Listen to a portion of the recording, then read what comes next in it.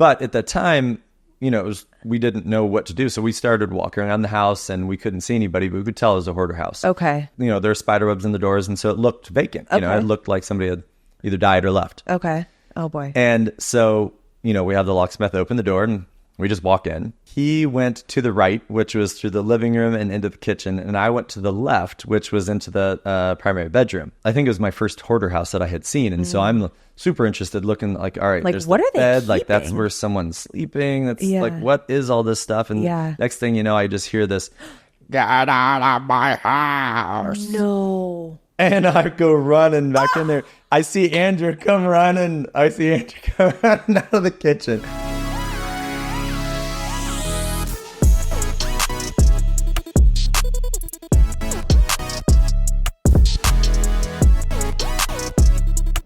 Hi, everyone. Welcome back to Behind the Lockbox. I'm Stephanie Zalowski, and today we have Luke Middleton with us. Hi, Luke. Hi, how are you? Good. Okay, so Luke is a dad to two adorable kiddos, a home fixer, flipper, developer, and this is what got me, unlicensed therapist. Unlicensed. The way I laughed and cackled in my living room by myself, my dog looked at me and was like, what are you laughing at? Because same. Hello. He is the owner, founder of the Middleton Group. And he is also part of the Deal Collective, which I want to get into for just a minute. There is an event coming up on September 26th, and yours truly and this podcast will be there. So stay tuned because we're going to talk about that. But Luke, welcome to Behind the Lockbox. Thank you for having me. I'm excited. Do you want to really quickly, a lot of agents listen. So by the way, thank you for coming up to me. We were at a charity event recently, just a couple weeks ago. Yeah. And Luke was like, Stephanie, I listened to the podcast. I absolutely love it. And I was like, oh my God, I love you all out there. But I've said this on the podcast before.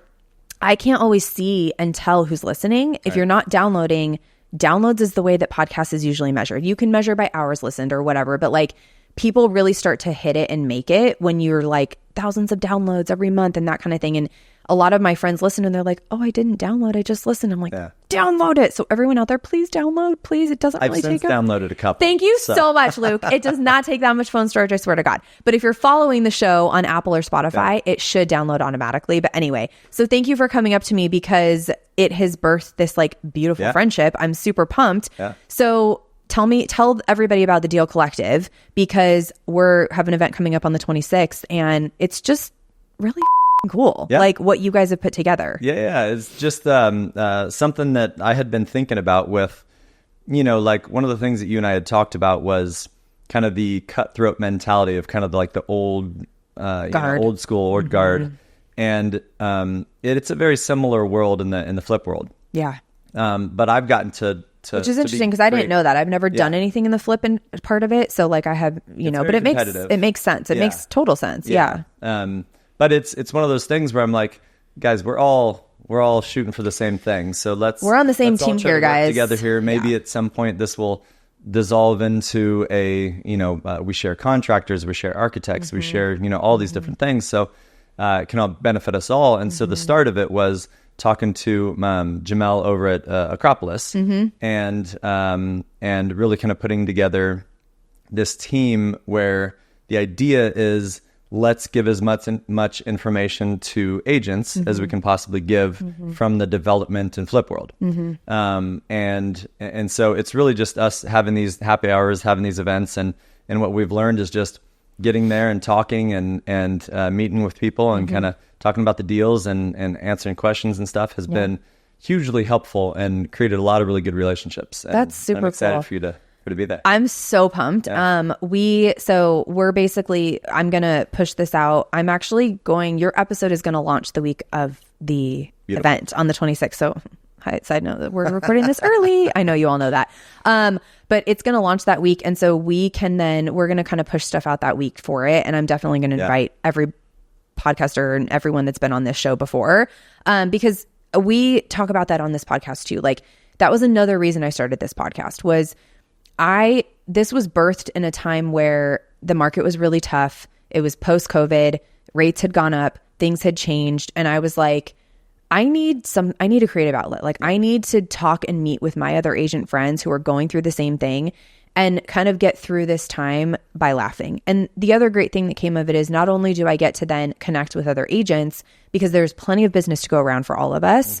And the more information we share, especially right now with everything changing in our world, with the NAR settlement and everything else, it's more important than ever that we are collaborating with each other and like bringing each other deals. Like there is enough to go around. And so that was a huge reason. And I also, a lot of agents listen to this podcast, but a lot of people who aren't agents listen to this podcast. And, you know, I've gotten stats like that people are listening in Australia, New Zealand. Like I have no idea how they found us or where they are, but like it's super cool because my host site will give me stats of where people are listening. And so and across the country, like people need to understand what we go through on a daily basis. And like we've taken it to areas where it's like some of the abuse that we take and how we are unlicensed therapists, and we're helping people through some of the hardest parts. Flipping is a little bit different, but you're still buying the asset and then you're having the agent sell. So you're still seeing that, and you're also putting your ass on the line. Like when it comes to flipping, you're putting your money out there. You know, just like when we take listings, we're paying for the photos, we're paying for the staging, you're putting up the money. Even if you are getting a hard money loan or whatever the case may be, your ass is on the line for that, you know? And so it's a lot of risk, but a lot of reward, you know, which is why we're sick to do this job. You know what I mean? So anyway, with that, I know you have some stories because you have seen some shit if you're flipping. So where would you like to start? Because you did not tell me anything. And I like that because I like to be like really shocked when you tell me some crazy stuff. Well, I'll start and then you just stop me when you got enough stories. Okay. But no, I think something about me is I grew up in the traditional agent world. Okay. Oh, that's right. You did start. Yep. Well, I did new home sales, and then I did traditional agent side, and then I did investment side. And so you've really run the gamut. Yeah, I've been on both sides, and yeah. So, you know, we started. I used to work with Cantor Brokerage, Cantor Companies, and Andrew, and love you. Yeah, and I miss those guys so much. I just had drinks with some friends last night, and we just started talking about some of the things, and you know, I'll give two of the main stories. Okay. And this is in a time where we were going to the courthouse steps. Oh yeah. And we would go and you know, one of our team members would go to Wells Fargo, and she would pull out like $3 million in cashier's checks. Yeah. And we would go and just stand there and we would bid, and we would value these like properties. 2010. This is 2010. Yeah. 2008 to like 12. Yeah. And I did home loans and underwriting before the crash with, dare I say, Countrywide. Ooh. Do I even say that name? It's like a bad name. Then I stayed on with Bank of America for a little while, did foreclosures, and was like, I'm out of here. Like, this is not what I want to do. And I moved here and got back into real estate on this side of it. So I remember all of, you were the contributor. Totally. The main contributor. Totally. To the... Yep. It's true. Yeah, so we would just go stand at the courthouse steps and bid on these properties. There would be guys at the office that would be, you know, putting values behind these properties, because oftentimes you wouldn't get the bid amount for the property until maybe 9 a.m. that morning. Wow. And the auction started at 10. Okay. So you would really have to value these properties and get a true number behind it that we could go out there and bid. Okay.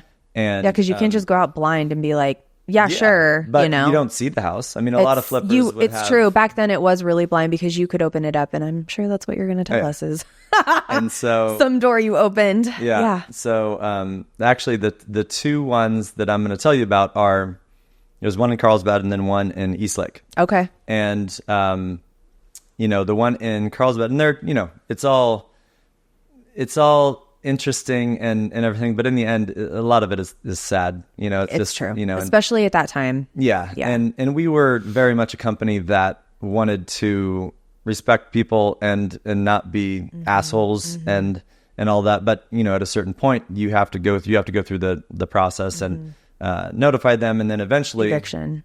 Some people would get to the point where the sheriff would have to go and you know. We've had stories like that on here before. Yeah. And it sucks. The Chula Vista one was challenging, but I'll start with Carlsbad one. Okay. So the Carlsbad one was interesting because we would go and, you know, I would go drop off a letter at the house and knock on the door and see if anybody was there. And we would always offer cash for keys and say, all right, what can we do to help? And to back up for a second, you knew that these were distressed properties.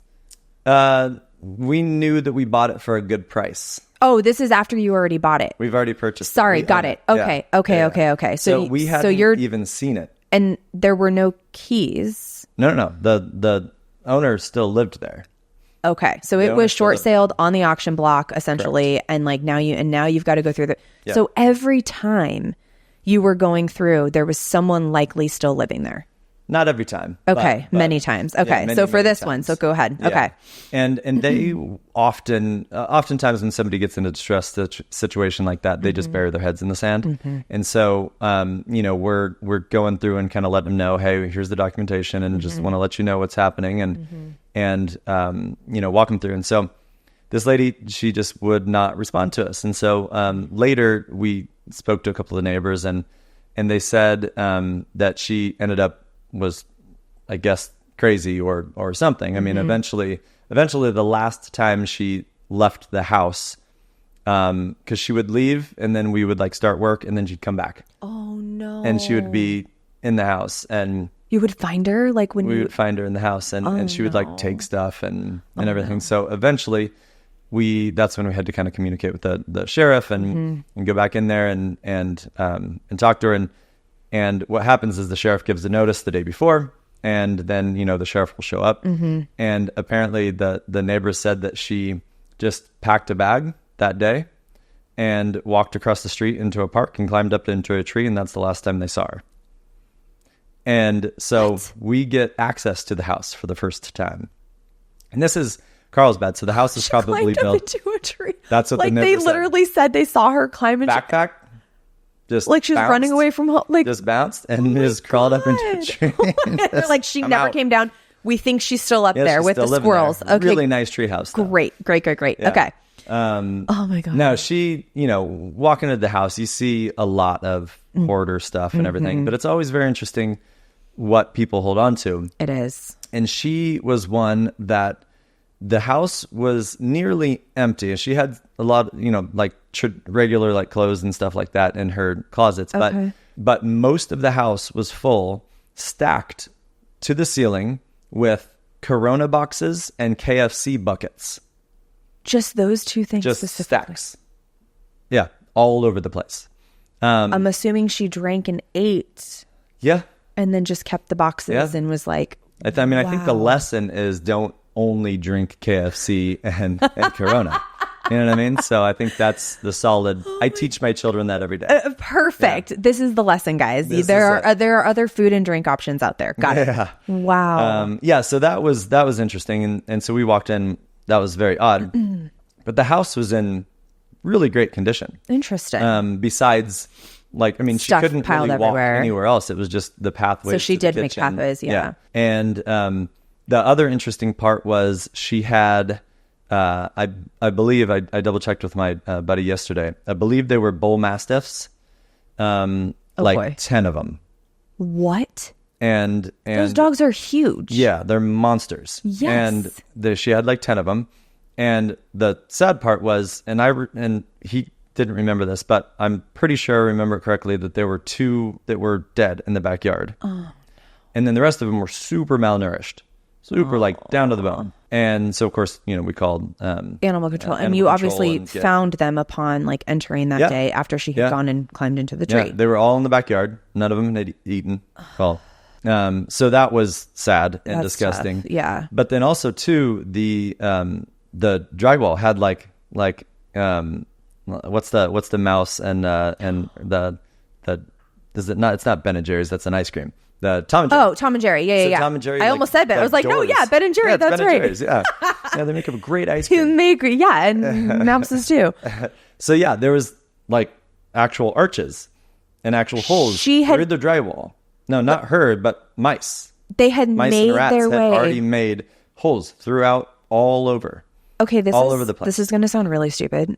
Mouses do that. They make a little archway. They chew through. So they wherever just they chew need to through and through. make a hole for Yeah. themselves, basically. And then they were living in the walls and stuff. I had actually pictured her cutting out an arch and putting a little door there for the That mouse. would But actually anyway, have been really cool. There's actually a tree. This is such a sidebar. A tree on the next block over, and there's this little tiny gnome door that somebody put on the bottom of the palm tree. And I was like, okay, that's freaking adorable. Anyway, that's what I was picturing when you said that. But so you knew that it was obviously, that's not adorable. That's disgusting. So there's rodent issues and Yeah. So, and of course, the dogs, there was obviously a very, very heavy smell of pee and dog shit and everything. Everything everywhere, yeah. And so that one, we got in there to do the renovation, and we ended up having to bring in like a specialist to come in.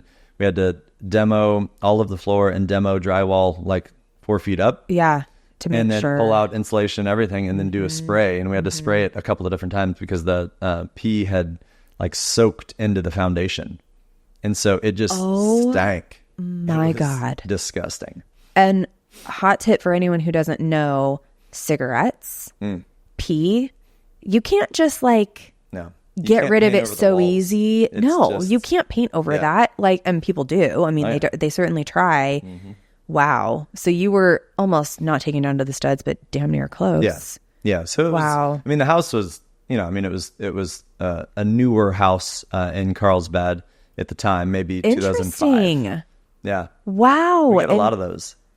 Well, again, though, it was the subprime days. And so people were lending in up in North County is where a lot of the new houses were being built back then. Yep. And so she probably got in over her head is what I would assume with the subprime days of it all. And then, just destroyed was she older? Was she like elderly? We never met. I think she was middle age, maybe like 50. Yeah, she was probably a little bit off her rocker for sure. Or just kind of went. She was off her rocker, well, with the dog stuff. Yeah. I mean, that's not okay. Yeah. Wow. And you never know what drives somebody to get to that point. But, we went, knocked on the door and left messages and said, hey, we will give you money. What do you need to help? Do you need an apartment? We'll rent an apartment for you for a year or something. Wow. It's a lot of different things because we had gone through, several different eviction scenarios, of course, being in that side of it. Right. You go through several different eviction scenarios and, you always feel for these people because, of course, it's a tough time, and especially the people that don't like try to take advantage of you. Right. Behind the Lockbox is sponsored by Property Showcase Group. Property Showcase Group has a team of creatives, directors, producers, editors, marketing specialists, and designers that work in tandem to tell and share stories of the built environment. Whether you're looking for full-service production or simply just in content creation, Property Showcase Group can help take your business to the next level. To learn more or to contact Property Showcase Group to schedule a consultation, you can find them at propertyshowcasegroup.com. That's spelled PROPERTYSHOWCASEGROUP.com. PropertyShowcaseGroup.com. I'm back to talk about our sponsor and producer, Property Showcase Group. This is for all my agent and affiliate friends out there. Property Showcase Group has a special offer for you. The first 3 agents to email Property Showcase Group at teampsg@propertyshowcasegroup.com will get 1 month free of social media management using code LOCKBOX. That's right, 1 month free. And they're offering 20% off your first video production using code LOCKBOX. For more information, contact Property Showcase Group at teampsg@propertyshowcasegroup.com, and don't forget to use code LOCKBOX or mention this podcast. But yeah, so the second one, if that wasn't bad enough. Ooh, and this one, I still think I'd still tell this story. You still have nightmares about it. I just saw you completely like shiver. Yeah. Yeah. No. We got, so it's in Eastlake, and at the time, Eastlake was brand new. I mean, this is a brand new town. It's still a decent, nice. Yeah. It's still that's the nicer part of Chula Vista for anyone who doesn't know where that is. Yeah. And it was a really nice townhome, and it was a family that was living there, and we ended up meeting the sheriff out there. Myself and I think our contractor was out there with me, and we met the owner, and the sheriff was like, "All right, these guys got to get in. You guys have to get out." And so it's a process of like, they just didn't get prepared. Well, and again, for anyone who doesn't know how this worked, I mean, there were letters sent by the bank. There were notifications. Like, people are not, if you weren't aware of how this worked back then, like, you weren't just like, it's not like Luke just showed up and like, hey, you have 24 hours to vacate. Like, there are months of 4 months. You're of- going of into solid default. You're communication. going to be foreclosed on, whatever the case may be. And so again, this was people who were just simply burying their heads in the sand and weren't able to deal with what was happening at hand. So they have not packed a thing. Not and the touched a sheriff thing. says you have what, 24 hours? No. Not right even. now. Like, oh my God. Like he Gotta was get there. out. You're leaving now. You're taking with what you can. Yeah. Grab your stuff. Too late for your furniture. And of course, we go through and we're like, hey, we're not here to take your stuff. Right. Let's get a U-Haul, but you give us have to your leave today and we'll be you know, back and you we'll- can move your stuff out. Yeah. And so we would work with them on that. But, you walk in and it's an entire family and they're just sitting there, kids, and all that kind of stuff. And Were you a dad at the time? no, not yet. Okay. Not yet. But, it's still like looking back to it. It's like, especially the next part that I will tell you. Brand new house. Okay. Again, just got in over their head. Yeah, just got on over their head. So I walk in, and he's kind of walking me through and introduces me to his wife, and all that kind of stuff. And I start noticing, I'm like, look over there, and there's a brand new 70-inch flat screen and a brand new PlayStation, and we're walking through the garage, and there's 2 new BMWs in there, and all that kind of stuff. And then I'll avoid this until we get. So walk upstairs into the kids' bedrooms and stuff, and there's no bed frames or anything, just mattresses laying on the ground, but a flat screen TV in each room, and So we have our priorities straight. all of Okay. that. And so as we're walking through, and of course I noticed this immediately when we're walking through, I look up on the walls and I'm like, there's a lot of cockroaches and just crawling on the walls, and so it was No. you put Luke. your hand on the wall anywhere and you would have 5 cockroaches crawling over your hands. Okay. It was, and remember with cockroaches, as an agent, with cockroaches, if there's one where you see it, there's 10 hidden. Yes. Right? And if you're seeing hundreds or Put your whatever, hand on the wall, and 10 would crawl over your hand. And they're just, like, you're stepping walls. away, around these. Keep in mind, the kids' beds were laying on the ground. No. There was cockroaches crawling over their beds. And How is there that? Have you ever in your life seen that many ever again? I've never seen this I've before. never, ever. No. Again, you It see was- one and there's somewhere you can't see, but I'm at I live at the beach, right? Yeah. So there are Yeah, you're every gonna once see in a them, while yeah. I see them on the sidewalk or over by the trash or whatever. One crawled across my mat and I was like, oh hell no, because then I know what that, I'm just freaking out. Yeah. I'm such a clean freak. I can't. Everywhere. No. Ceiling, all over the place. So Oh my God. yeah, then I got really pissed because I'm like, what are you doing? With your BMW? yes, your and all flat that screen shit, TVs, mattresses on the floor, and you have kids here. just Are you head in the kidding? sand. It's just the most irresponsible Were they scenario in the world. our age or? Yep.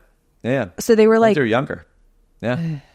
And so, just living in, it wasn't even filth. It was like a nice place. Of course, by that time they had lived there maybe 2 years. but why the and hell was there cockroaches I have no everywhere? idea. What? I have no idea. Because But it wasn't this like a place- hoarder house where there's pathways and trash, No, right? not really. No, not A really. little messy and just A little messy, but not crazy. Okay. No. Yeah, it was just the most disgusting. disgusting and then very frustrating because what are the kids? They're going to sleep with cockroaches crawling all over them? Obviously, they most Most disgusting thing in the world. and infuriating. It's just So we finally work with them and we get all their stuff and we store their all their stuff for them and all their TVs and everything and we finally get them out. And so now we got we get our demo crew in there to go in there. There's an island with a stovetop in the middle and they lifted up the countertop. No. And there's probably no 2,000 no just crawling around underneath no. there. And every surface that you would go to, they would just be crawling Why? around in Where? the cabinets. Where were they coming from? Why have was no there idea. such an infestation? I have no idea. The neighbors, we talked to the neighbors because They it's they it's an share a attached- wall? Yeah, they share a wall, and we talked to the neighbors, and they're like, "We've gotten some, but no, not that we noticed." You're like, well, there's about 5,000 on the other side of this wall. Yeah, you have one Holy little hole, and you guys are screwed. So then started pulling that up, And the worst part was, and I watched this, but one of the guys went to pull down one of the lights, and just like a bucket of them fell on his face. I would have ran out. First of all, if I was your partner at that time, I would have been like, nope, I ain't going in. That's all you guys. Are you? I would have been in a full hazmat hood and suit. Did he freak out? Oh, of course. Yeah. I saw it, and all of us ran. Like, all of us sprinted outside. Like, are you kidding me? Yeah. It was incredibly gross. And so then you have to bomb the place, essentially. We did it 6 times. Oh my God. We bombed it 6 times. No. I mean, it in the bomb, you have to like do it and wait 4 days or something. You can't go in right away. It took us like 2 weeks, 3 weeks to get back in there because they just kept coming back. And like, again, how? How no and why? When this is not the slums of the projects in the hood, living next to a dumpster, you know what I mean? Like, it just doesn't make any sense. It might have been 4 or 5 years old, the house. Yeah, and if the neighbors like great neighbors, very clean and neighborhood. again, it's a brand new neighborhood. You know what I mean? So like, what? Yep. Yeah. So that was a very disgusting. That is so gross. Yeah. Oh my God. I'm like, I got to tell you, I'm itchy right now because I just like I can't. I can't. You start feeling anything, you're like, I'm I kill bugs and I can handle my shit, but like if I no, I can imagine. No, like, you're like, they're not easy to kill. They're not easy to kill. I mean, you will like hit them with a shovel and they're still like that exoskeleton. No, but walking up, and I mean, I put my hand on the wall and they crawled over my hand. There was just that many. Yeah, just that many crawling on the Did wall. they have like art hanging on the wall? Was there any, or was it just really like? I think they had started doing some packing, so they had some stuff kind of packed in the living room a little bit. So I think most of their artwork and lamps and stuff were kind of packed in the living room. Like, how long had they been living like that? I mean, like with those cockroaches? It had to have been. They were the original owners of the place, so it had to have been. I mean, that's not an overnight scenario. No. And I don't know. It was the most disgusting thing I've ever seen. And like, again, I don't understand, even like, to me, that takes somebody almost mentally ill to not see. And how are the kids? Yeah, that you know was what I one mean? Of the things like, I talked to the sheriff about, and I talked to the sheriff and I'm like, is this something we called child services on? Like 100%. You know, I don't, they don't look like bad parents, but they've got a BMW in the thing. They're losing their house. And they're flat screen TV, and they're living in infestation. The kids are living with cockroaches. I would have said the same. What did he say?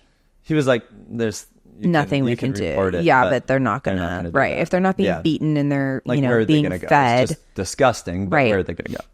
Right. So, dude. But, yeah. No. Just two of the few. I mean, again, there was a couple other agents that have come on that had done some flips and stuff back in the day. And like, there was one where, they knocked on the door, couldn't reach the person, and he ended up taking his own life, like in the house, and like stuff like that. Right. Like, again, these were times that it was just hard. I mean, we were in an economic crisis, and, everything was uncertain. We had really gotten ourselves into a pickle with, everything. Right. And so it was nuts. And California was definitely not hit as hard as Arizona and Texas and Florida, which I was in Arizona at the time. You know what I mean? So, I mean, they were building new homes like crazy. Everywhere, the entire valley. Crazy. Yeah. And so, it was, I mean, we were seeing that across the board. And I remember I would be in underwriting and I'd be like reviewing an appraisal, and you would get these photos of these houses in like even just middle America with like feces, just like splattered on the wall, smeared, or blood. And I'm like, or the house was torched, completely set on fire, like, that kind of stuff. And you're just like, okay, well, I'm not going to value this one very high. You know what I mean? Like, it was just we nuts. bought, because at the courthouse steps, we bought the wrong house. Oh shit! Like it was a house up in Oceanside, and it was like the community where they had 3 different models. Yeah, and it was on the same street, and the numbers were just a little bit off. It was the same model. You knock on the door, they're like, "What do you mean I'm not?" So like Yeah, and we ended up getting it, and we ended up getting. Oh, so it wasn't like was a one that wasn't for sale. Okay, Yeah, it was a good. foreclosure, But you're it was like, just wait, we thought we not got the one that we one expected. down there. Okay, was it Yeah. worse or better? It was the same. It was the same price. Okay. So it didn't really matter. Yeah, it didn't really matter. Like, but whatever. we bought one up in Northern California that the top half had burnt off. Yep, just gone. So that was fun. I'll tell you the first when I was with Andrew, the very first two that were purchased. He bought one before he hired any of us with a buddy of his. It was a property, I think, in Carmel Valley or something. Okay. And it was nice that people had kind of remodeled it. Okay. And when they bought it at the courthouse steps, not until later did we understand, okay, you got to notify the people and you got to get a locksmith and you got to do all these things before you just walk into the house. Kind of the Wild West. Like, Yeah, no it one was. at the very Nobody beginning, really knew. nobody knew what you were Yeah. doing. You're like, okay, I'm buying a house. And then you get there, you're like, oh, wait, shit, there's people still Yeah. living here. Like, what? So these people had wrote Andrew a note, and it said, hey, I know that the house is purchased. I hope you enjoy this house as much as we did. We just got ourselves into some financial trouble. All of the stuff that is in the garage taped off is already set to go to whatever charity. It's already arranged. If you can please coordinate that, they're gonna be coming on Monday at 10 o'clock or whatever it was. Okay. They cleaned the house. Wow. It was spotless, like the best foreclosure you could ever get. That was his very first one. Of Right? course, Andrew would get that course. one, Yeah, right? of course. Yeah. And then you walk in, you're like, what the? Yeah, exactly. What are we doing here? So that was a good one. But then the second one we bought was in Claremont. All of us had kind of just started, and we're all working there. We're all excited and everything. And I think all of us went to the courthouse steps and bought it. And we're like, oh, fuck yeah, we got our first one. Let's do it. Let's do it. All of us jump in the cars. And at the time, I think, Andrew rolled up, I think, in like a Maserati or something. Of course he did. And, Yes. and in Claremont, and we're like, all right, maybe And park down the Claremont street. back then It is wasn't- not what it is no, today. Yeah. No, it was not. And we Parked on roll the up. street. Andrew, you can't be driving that thing over Yeah, there. just park around the corner. But I mean, kudos to him. He was the very first one that went in. But at that time, we didn't know what to do. So we started walking around the house, and we couldn't see anybody, but we could tell it was a hoarder house. Okay. But we couldn't see anybody. We couldn't see a car. There were spider webs in the doors, and so it looked vacant. Okay. It looked like somebody had either died or left. Okay. Oh boy. And so, we have the locksmith open the door, and we just walk in, and he went to the right, which was through the living room and into the kitchen, and I went to the left, which was into the primary bedroom. And we're walking through, and it's just like, there's shit all over the floor, and it's stacked to the ceiling with hoarder stuff. It's just newspapers and stuff. Yeah. And so I'm walking through, and I'm like, I think it was my first hoarder house that I had seen, and so I'm super interested, looking like, all right, Like, there's what the are they bed, like that's keeping? where someone's sleeping. That's Yeah. like, what is all this stuff? And Yeah. next thing you know, I just hear this, get out of my house. No. And I go running back in there. I see Andrew come running. out of the kitchen. And then as I'm like, what happened? What happened? He goes, go, go, go, go, go. And I follow him out. And as I look over, there's like an old frail lady in like a nightgown. Oh no. In a nightgown, like strolling at us, like it was a horror movie.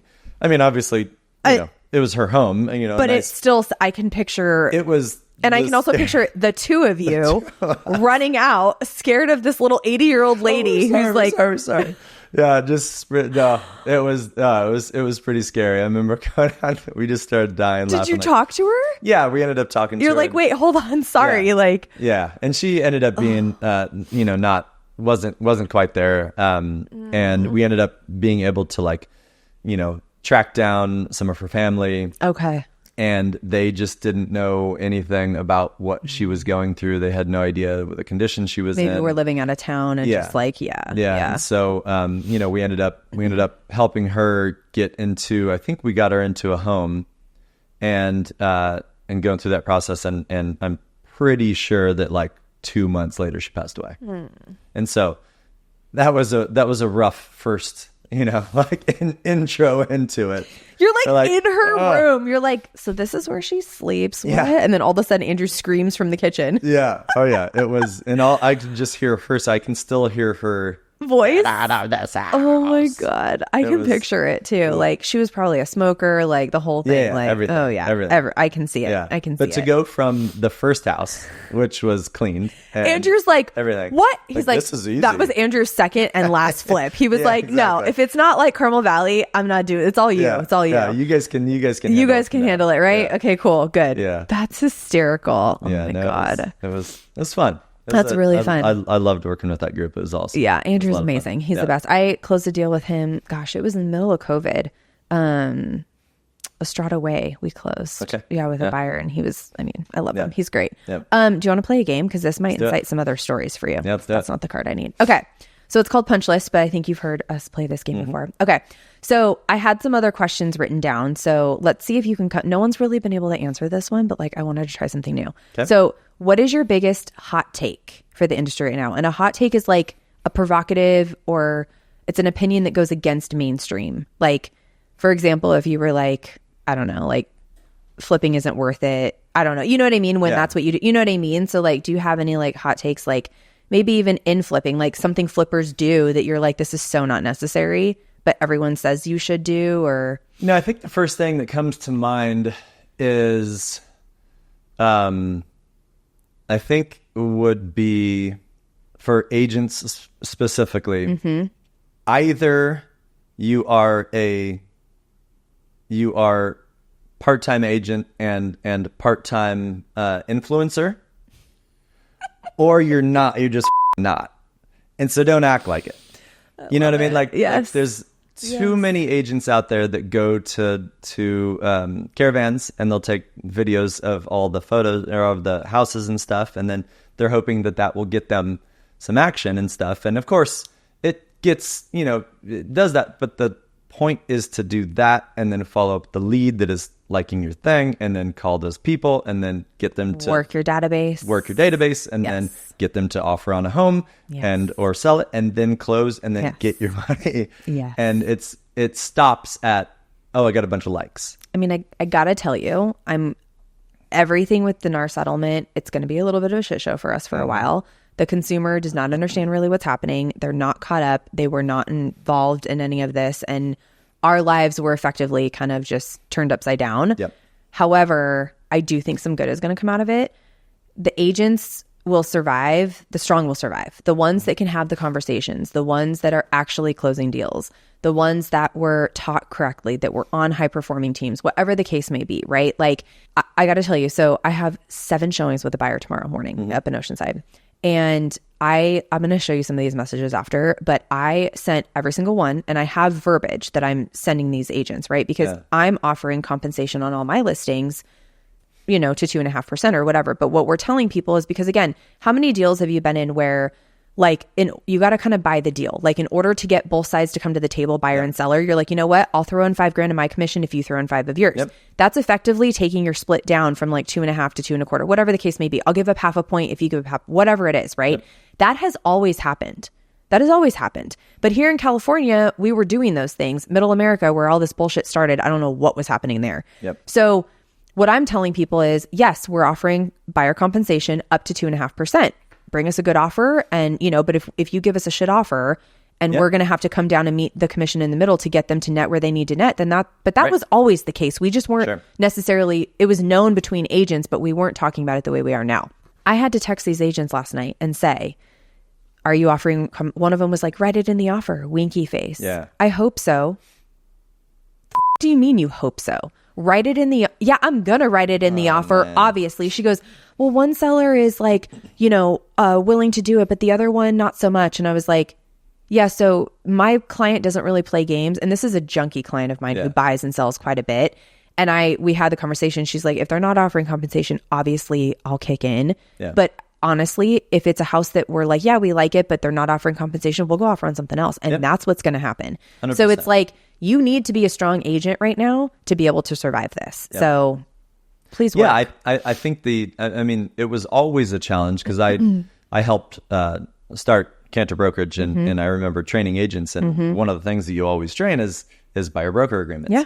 And it's always a challenge because it's committing to, it's committing to that agent. And if that agent is new, it's kind of hard to say, hey, and it's a relationship based business, and we want to prove ourselves and prove our worth. But I think for so long, the other thing to couple with what you were saying about like just that old guard of like the cutthroat, the other thing that I'm truly sick of is my commission constantly being cut down and constantly being cut after, because I know what a good agent I am. I know that I can run circles.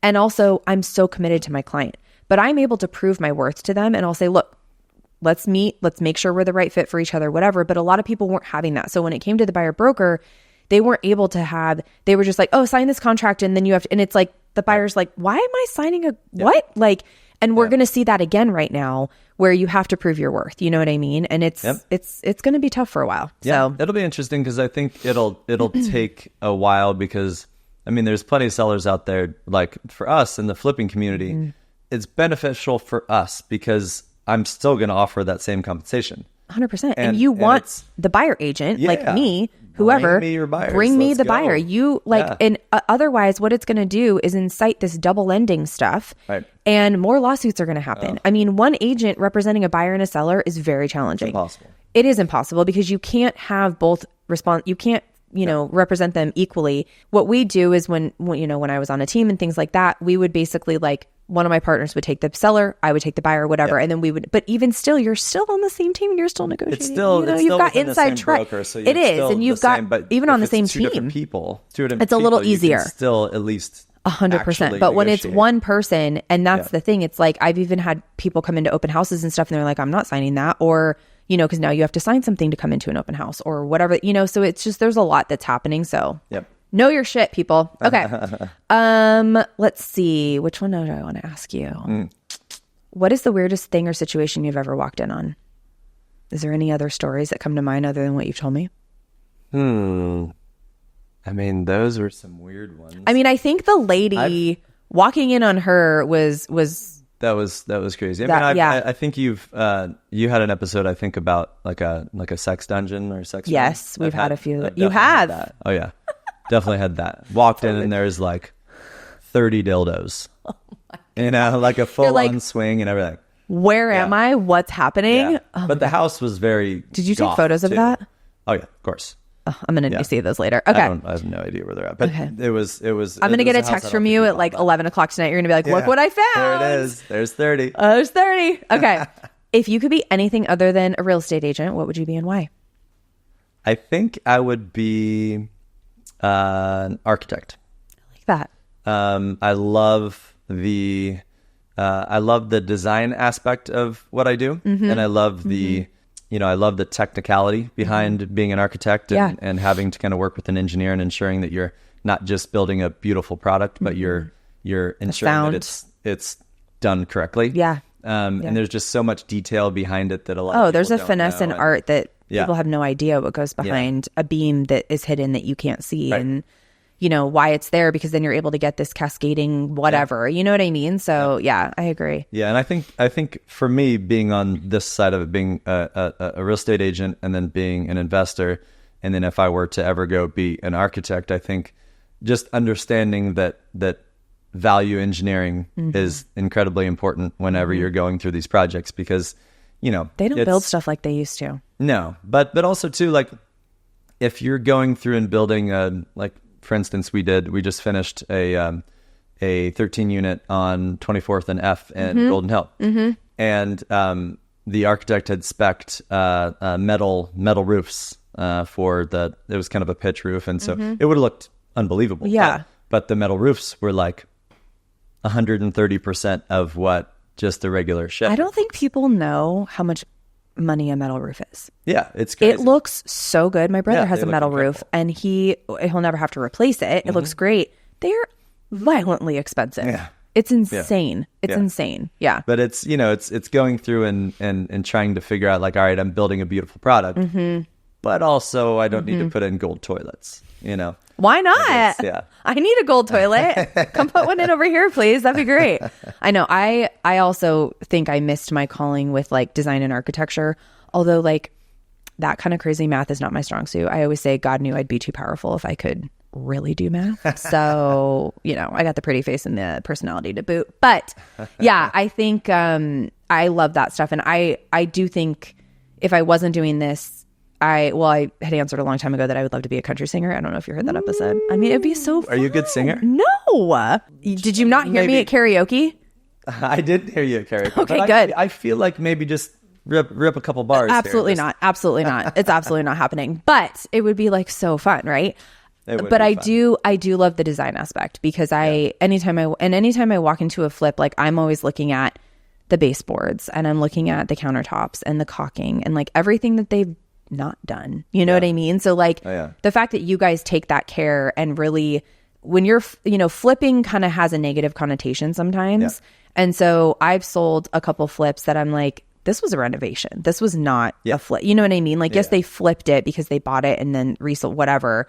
But like, it's important. You want to put out a good product and not everybody does that. That honestly is our biggest thing. And one of the reasons why we're great at coupling with Acropolis and because we just work in a different space. Every project that we walk into, we almost take everything down to the studs. Yeah. And you're looking at it like, what could we make it? You're not just like, we're going to lipstick on a pig, slap some cheap ass pre-cut quartz countertops. All new electrical, all new roof, so we're taking it down to the original studs, but oftentimes we just leave the exterior studs or the structural walls. Most of the time the footprint is good. Maybe open up a wall here or there, whatever. Yeah. And so, oftentimes too, if we, almost everything these days we're getting permits for because we're doing so much work, but sometimes we'll go through a project and not get permits, but we still use our architect and we still use our engineer and we still do everything. Well, and there's some stuff you don't need permits for, it really depends on the breadth of the project that you're doing. So but it's I think it's important on a lot of the stuff that we do that because we work in that higher end space, and if you have a buyer that's going to buy a $4 million place, it's got to be done correctly. They're going to notice. They're going to look around. They're going to see. The agent's going to notice. And again, you want to put out a good product. You want someone to see your guys' listing and be like, oh, we need to go see this one because they do good work. So yeah. That's the hope. That's awesome. Thank you so much for coming on. This was fun. This was so fun. We have to do this. Well, we are going to do this again because we're going to be doing it at some events that we're having coming up. So let's pitch that one more time. So for any agent friends out there that want to come, it is Thursday, right? September 26th. Thursday the 26th from 5 to 8. I think it's 5 to 8. That's what I think they told me. Thursday. And it's going to be where? In Mission Beach. Yep. It's if anybody knows where that plunge pool is, like Fit and all that, there's an event space just above it on the north side of all of that. Okay. And it was where we did our first event, and it is gorgeous. Sarah was like, we need to go walk the space next week. And I was like, I can't wait. So I'm going to go walk it. Beautiful. And we're going to walk with the videographer. It's going to be so cool. And that'll be getting into fall kind of sunsets and winter sunsets, as we all know here are the best. So it was the same time as our first one, and it's an incredible space. I cannot so I'm pretty excited about it. Yeah, I can't wait. That's going to be fun. We'll put all this info in the show notes as well. We'll post it out on Instagram. This episode will come out that week that we're going to be doing it. So it'll be super fun. So thank you so much, Luke. Thank you for having me. Yeah, of course. All right, guys, don't forget to review, I already said review, share, subscribe, all the things. Please, please, please. We love you. Thank you for your support, and we'll see you next week. Bye. Thanks for listening. Behind the Lockbox is produced and edited by Property Showcase Group. If you like this podcast, please share it with your friends. Don't forget to subscribe, rate, or review this podcast. Thanks for your support. See you next week.